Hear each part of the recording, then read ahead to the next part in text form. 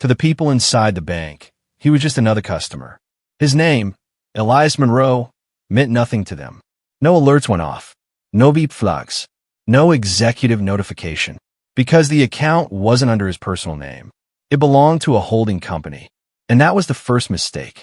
Elias Monroe had learned decades ago that when you look powerful, people treat you differently. When you look ordinary, they tell you the truth. So he dressed ordinary. And today, the truth was loud and clear. Frozen. No explanation beyond a vague phrase designed to shut conversations down. Compliance review. He had heard that phrase before, usually spoken to people who didn't have lawyers on speed dial, or people who couldn't afford to ask questions. Elias could, but he didn't. Not yet. The phone rang twice. Daniel, Elias said. It's me. On the other end of the line, the voice changed immediately. Elias? Where are you? In your bank. There was a pause. What do you mean, my bank? I mean the flagship branch. Downtown. Another pause. Longer this time. And they froze the account. Silence. Then, quietly, which one? Elias glanced at the printed slip still in his hand. Monroe Strategic Holdings.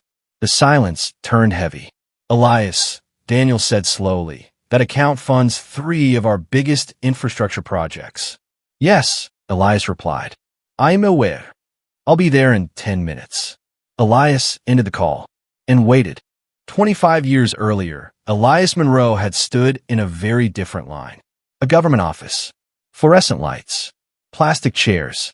A sign that read, "Please have exact change." Back then, he had 2 degrees, a sharp mind, and exactly $43 in his checking account. Banks didn't freeze his money then, because he didn't have any worth freezing. Elias grew up watching his father work 2 jobs and still get denied loans because of risk assessment. He watched neighbors lose homes over paperwork errors. He watched opportunities slip through fingers not because of talent, but because of access. So he learned systems, finance, law, technology, and most importantly, people. By the time the world noticed Elias Monroe, he was already worth billions. Quiet billions. The kind that didn't need headlines. At counter 3, the supervisor, Karen Whitfield, watched Elias from behind the glass wall of her office. Who is he? A junior teller whispered. Karen shook her head. No idea. But compliance flagged it. That's above us. Should we call corporate? Karen hesitated. Compliance had already called them. And compliance rarely got things wrong. Still, something fell off. The man wasn't angry. He wasn't panicking. He wasn't threatening. He was calm. And that made her nervous. Other customers came and went. Elias remained. Standing. Waiting. At exactly 9:22 a.m., the glass doors opened again. This time, heads turned. Daniel Rothman didn't dress ordinary. Tailored suit. Executive posture. The kind of confidence that came from knowing buildings were named after people like him. Karen recognized him instantly. Oh my, Mr. Rothman? Daniel didn't look at her. He walked straight to Elias. Good morning, Daniel said, extending his hand. Elias shook it. Daniel. The room froze. Because when the CEO of the bank greets a man like an equal, something has gone very wrong. Daniel turned to Karen. Why is his account frozen? Karen's mouth opened. Closed. Well, sir, compliance. Did you personally review the file? No, sir. Did compliance speak to Mr. Monroe directly? No, sir. Daniel nodded slowly. Then unfreeze it. Karen blinked. Sir, now. But protocol. Daniel's voice dropped. Protocol exists to protect the bank. Freezing the account of its largest private investor does the opposite. The color drained from Karen's face. Largest investor? Elias said nothing. Upstairs, in a glass conference room, the truth finally surfaced. Compliance had flagged the account because of an algorithm. A pattern. Large transfers. International reach. Shell-resistant structures. The algorithm didn't see philanthropy. It didn't see infrastructure. It didn't see hospitals, schools, and clean water systems.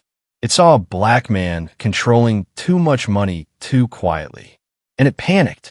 Daniel listened. Then he leaned back. Do you know who wrote the initial capital check when this bank almost collapsed in 2008? He asked. No one answered. Elias Monroe. Silence. Do you know who insisted we keep branches open in neighborhoods that weren't profitable enough? More silence. Elias Monroe. Daniel stood. And do you know who just tested whether we still deserve his trust? Everyone did now. The account was unfrozen. Immediately. But Elias didn't leave. Instead, he made another call. By the end of the day, 3 board members resigned. Compliance protocols were rewritten, and a new policy was enacted. Any freeze over a certain threshold required human review. Not an algorithm. Not a bias disguised as math. A human. As Elias walked out of the bank, Karen rushed after him. "I'm so sorry," she said. "I didn't know." Elias stopped. "I know," he replied gently. "That's the problem."